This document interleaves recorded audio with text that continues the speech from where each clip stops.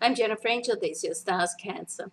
There's an abundance of activity happening right opposite you in the sign of Capricorn, okay, which is your solar seventh house, all to do with partnerships, romance, and relationships on all levels. Now, at the middle of the week, on the 17th, Venus has a very nice connection, which is in this area of your chart.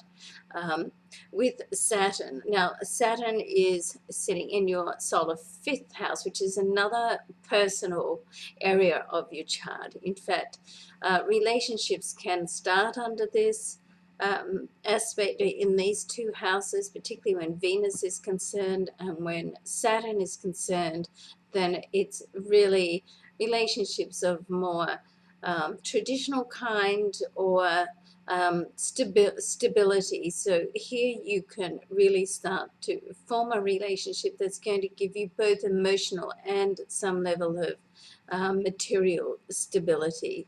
Okay, so this is very nice positioning for your sign.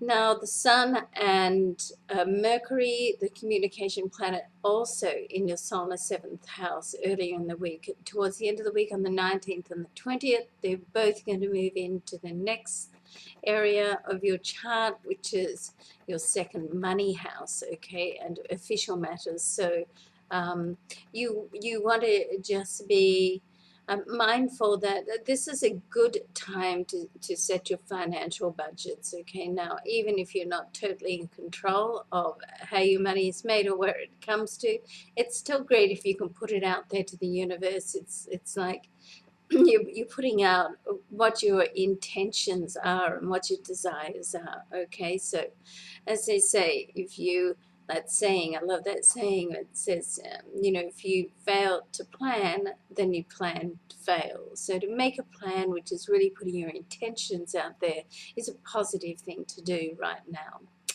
Okay, Cancer, thanks for watching. I'm Jennifer Angel. Have a great week.